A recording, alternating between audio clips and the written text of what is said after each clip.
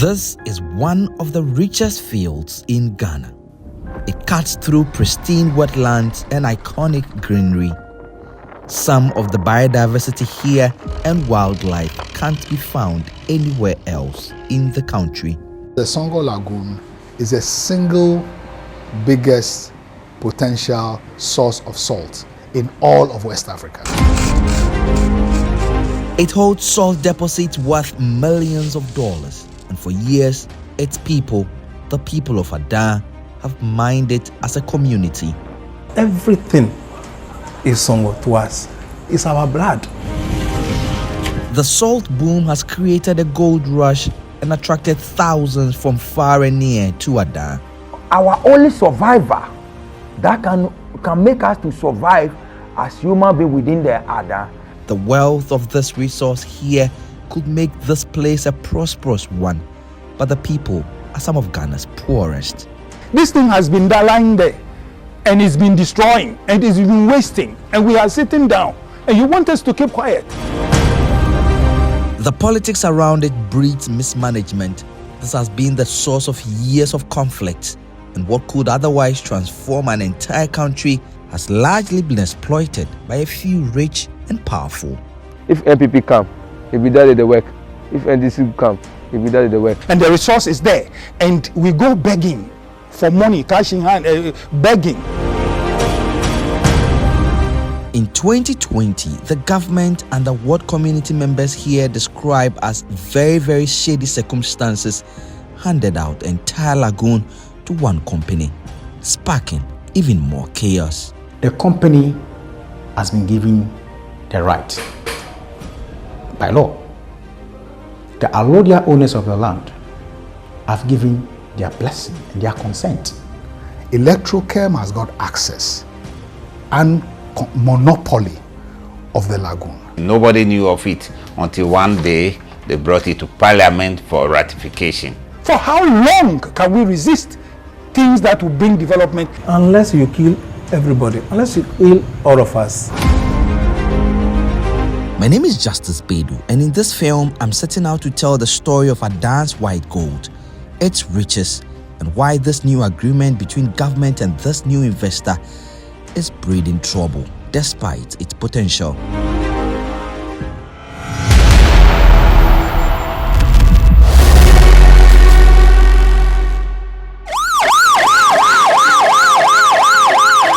It's Friday, January 26, 2024.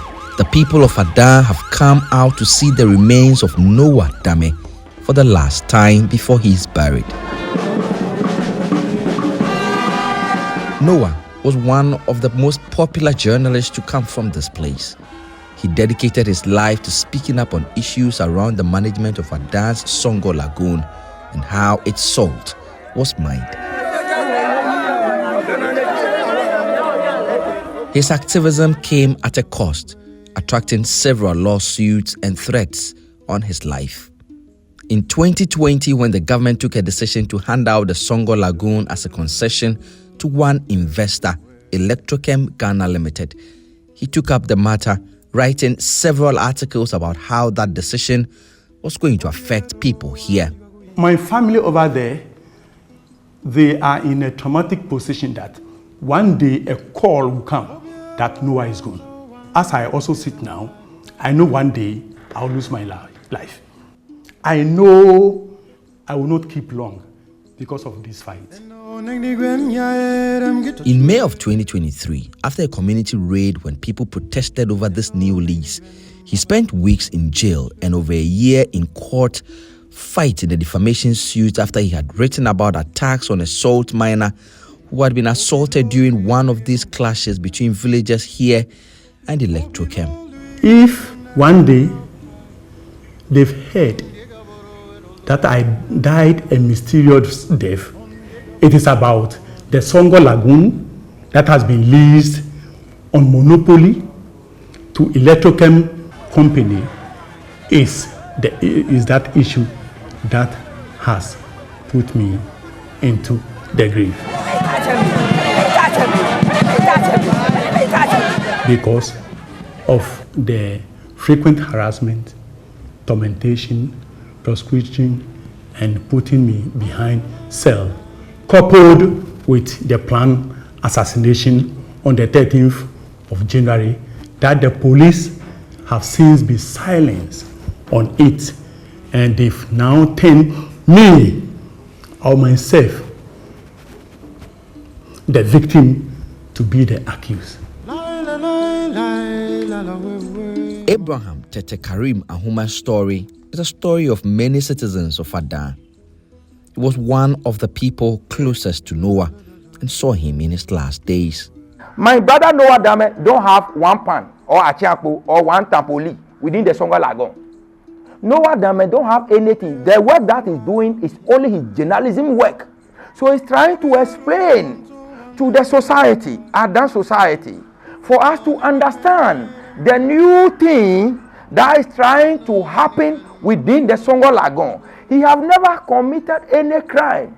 He have never done anything that will say that maybe he have going to commit any atrocity that will lead to his death or people will go after him. And he became the greatest enemies of Electrochem and then the other paramountcy.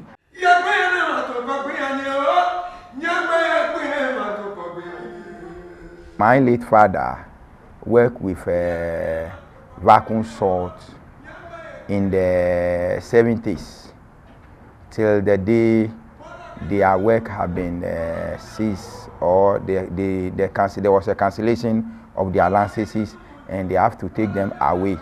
Even after taking them away, when the government took over, the same people were recruited to be part of the new system, the government system, and my father continued to work there as one of the headmen within the task force that was set by PNDC to take over the Songor Lagoon. For over 4 centuries, salt has been the lifeblood of the economy in the Ada area, providing a source of livelihood for its people. People like Ahuma have been educated with money from the sale of salt. Electrochem Ghana Limited was formed in 2017. In June 2020, the paramount chief of Ada, Nene Abram Kabu Akuaku III, along with several chiefs from this area, went to President Akufo-Addo to ask that government grant a lease to an investor they had identified. That investor was Daniel McKorley, also known as McDan. By November 2020, a lease had already gone to Parliament, handing out 39,000 acres of the Songor area exclusively to Electrochem. This decision sparked chaos, leaving in its wake injuries, destruction of property, and even deaths of some people here. The lagoon was spoiling and people kept coming to the paramount chief. So the paramount chief started pleading with governments that came to government leaders that came to the festival for celebration. He was telling them, please get somebody for us, please get somebody for us to invest, until we had a deal with Electrochem. Battles over the Ada Songor Lagoon have been raging on and off for decades, and to understand why, you need to travel back in time to May 17th, 1985, when communal clashes over the lagoon led to the shooting of Margaret Kuonu. Maggie, as the people here called her, was heavily pregnant, was hit by a stray bullet when state security forces descended on this area to foil attacks on vacuum salt, a company that had at the time been given right to mine in the Songor. That clash was the height of several that had happened, and when it did, the then military government, through the Minerals Commission, produced a master plan, drawing lessons from past lease agreements and best practices on salt resource management from other countries like Cuba. The master plan made recommendations in detail about how the Songor Lagoon could be the basis for a salt-based industrialization, starting with a production regime in and around the lagoon, which allowed the coexistence of large-scale salt producers, not only one, large-scale salt producers, co-ops, and the communities by demarcating the lagoon, the edges of the lagoon, but also made recommendations about the technological evolution in salt production, which will also improve the productivity of the communities. Implementation of the master plan has been derailed as years went by without the needed commitment from government. The fundamental illegality of the Electrochem leases is something which should not be allowed to stand, because it's a terrible abuse of power for the capture of resources which, as envisioned, would have created a win-win situation for the country and for the Adan people. This, what's going on there, is a travesty in terms of the interest of the local people. It's a travesty and illegality in terms of the national development benefits that could be got from salt. And it's a terrible example of the abuse of power which has characterized this Nana Akufo-Addo time in power. We asked the Minerals Commission why it decided not to pursue its own master plan and instead chose to grant a lease that reserves the entire lagoon to a single entity. I haven't seen the master plan stated in Act 703. But you've seen the master plan? I've heard it, so I've been trying to get a copy. I haven't seen it. I've just seen excerpts. You haven't seen the master plan? No. The master plan is such a critical document in relation to Adan Songor. Well, and you were very much involved. I've seen excerpts. Master plan was done in when? Yes, but it's a document that's available. I have. You have a copy. I have read it. Well, I have excerpts. I don't have the. You haven't? No. Don't you think you should have looked at it at least? If it's readily available, why not? It is available, which is why I have it. It's the Minerals Commission's document. It's not mine. I wasn't here when it was created anyway. But this is the Minerals Commission's work. This is something that the Minerals Commission produced. I think I have told you over and over again. The prevailing laws are the ones we are using. Okay, so we manage the prevailing laws to the satisfaction of as many of us that it affects as possible. The Songor Lagoon's value is more than just salt. It's also a Ramsar site protected by UN biodiversity conventions for years. It has been a source of fish protein for residents here. My name is Ebenezer Teteyaka. I'm staying at Tofokpo Garden. My occupation is fishing. At times we mine salt, at times we farm. There are different types of fishing here. But I and my children, our main work is fishing. Our net is called Yachu, a net with stick inside. The people who fish in this lagoon are some of the people who fear the consequences of losing access to do what they've done for a living in their entire lifetime. This thing we are measuring, the boat that we take to measure the fish, first time we get 40, 50. But now we go 6. One is for 50 Ghana. And then we go and hire somebody's boat. The boat is 50 Ghana. You see? So if we move from the 300 here to 250, before we take 30, we buy pure water. You also see how much it will make for us. That's it. Electrochem is owned by this man, Daniel McKorley. Mr. McKorley has been described severally as a multimillionaire with business interests in several fields, from shipping to aviation. For a lease like the one granted to Mr. McKorley and Electrochem to happen, the law requires broad consultation by the Minerals Commission to get the buy-in of those whose lives could be affected, and Parliament is supposed to give a go-ahead. The decision by Parliament to grant the lease, which gave the lagoon as a concession to Electrochem, was passed on the same day the Committee on Mines and Energy brought its report to Parliament. Both members of Parliament for the two constituencies in Adan say they weren't aware and weren't consulted. Until Electrochem took over. I had no role to play. I play absolutely no role.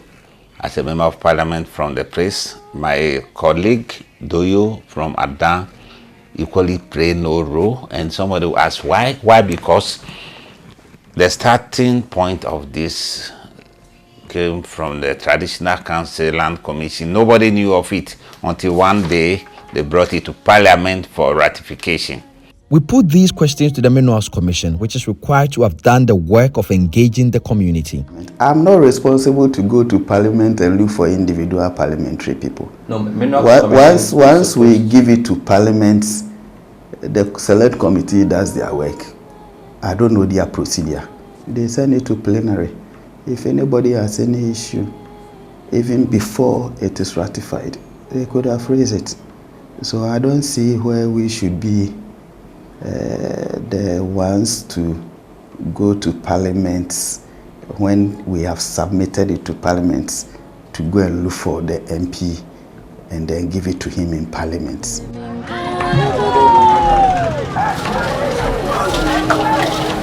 Salt from McDan touches almost all lives here.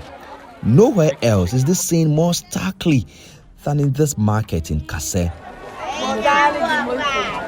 the largest in the area, and twice every week, the salt market here is a bustling place with buyers from across Ghana and even neighboring West African countries like Togo and Burkina Faso. Janet Na leads the Association of Women who sell salt here. She's done this for more than 30 years.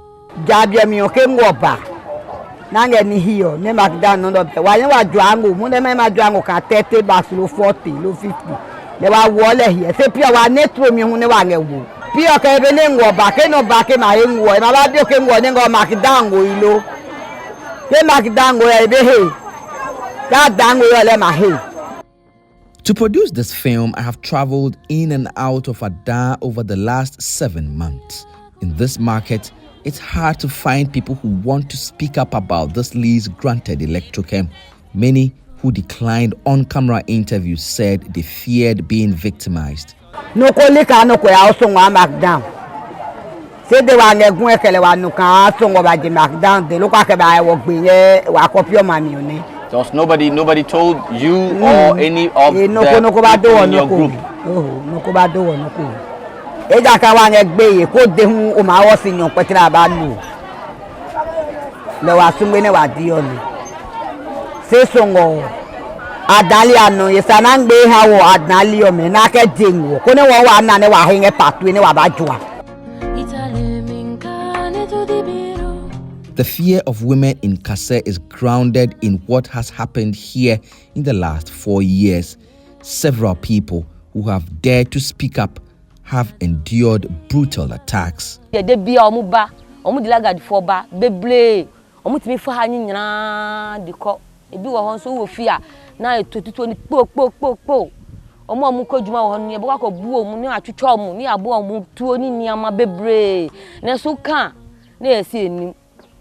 Police force and your one and one almost a police Italian so.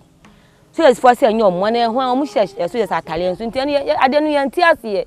August 9, 2021 is a day Mojifa says she would dread for the rest of her life. People in Salome, the town where she comes from, said a resident from nearby community of Lufenya was allegedly attacked by land guards working for Electrochem while traveling to Salome. When the injured man who was riding on a motorbike arrived in Salome with visible bruises, the local youth from Salome and surrounding areas decided to respond. They went to the site where Electrochem was operating, between the salt mining communities of Madagbe and Machakope, to find out why the young man had been attacked. The confrontation quickly escalated into a violent clash, resulting in injuries among both sides. The locals were accused of attacking machinery belonging to Electrochem. In response, a heavily armed team of military, police, and other unidentified men in civilian clothes stormed Salome and arrested several people suspected to have been a part of these clashes. Mojifa was caught in crossfire of the reprisals amidst gunshots. She was dragged naked from her bathroom and along with several persons dumped into a police vehicle and taken to Tema. She and more than 30 others spent 2 weeks behind bars without bail. More than 2 years later, they still go to court almost every week for trial hearing. Because me ya bomu twimi e ho no e wa o omu twimi pa ade ye me ya kura na de bia me da 3 years in 20 me ya pa me da me dwi hu pa se omu twa me omu di video see me so sada na boy ni kita chale sada na boy ni di odi ni sa share ma hwene mo o twimi kono na odi we ya fene so kita kama no di ma policeman bi no twa me sa could drew her into Sapit and me sure say one ho uchi me naked also chami a man share or chami sapit and woman susa when camera no woman susa could do can. That incident in Salome is just one of what has now become a regular occurrence in McDan. We missed something great simply because no one again I can call and send him. No one will give me that respect as he used to do. Kolete Agomeda was killed on November 6, 2023 when another clash happened at the Alonokpo section of the Songor Lagoon near his village. Kolete too was caught in a crossfire of gunshots.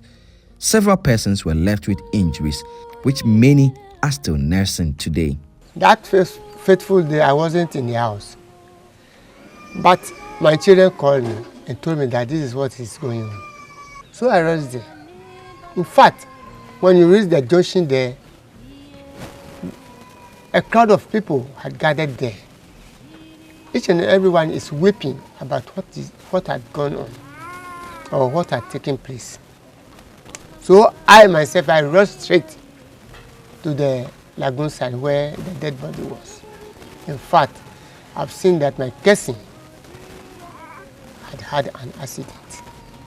So I felt sorry a lot about what had taken place.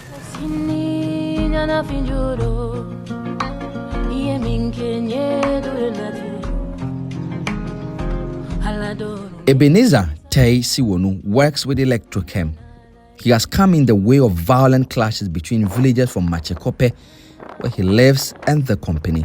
He's been accused many times for being a traitor. In August 2021, he too was not lucky. He was attacked by a huge mob from the village who said he was supporting Electrochem to take away their livelihood. They beat him up, leaving him with broken limbs.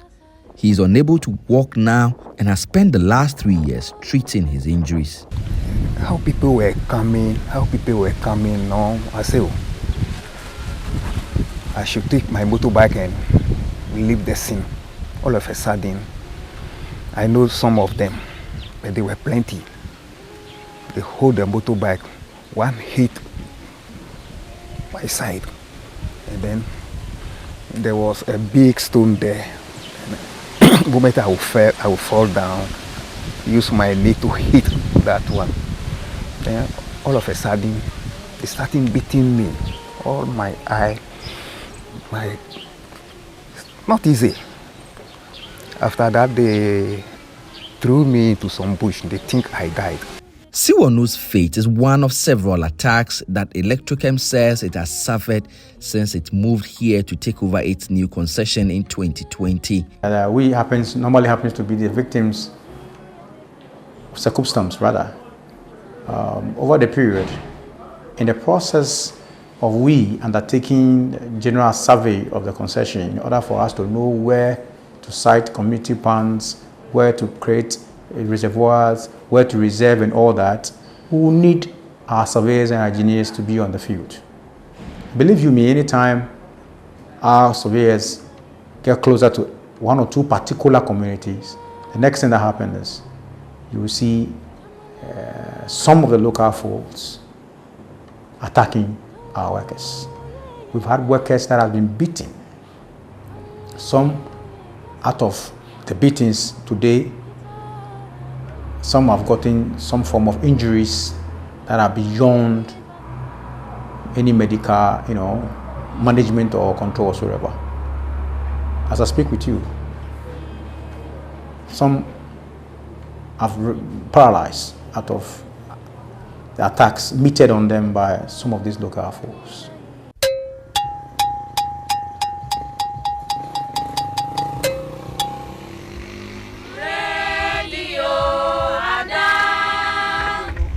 Radio Ada is Ghana's oldest community radio station.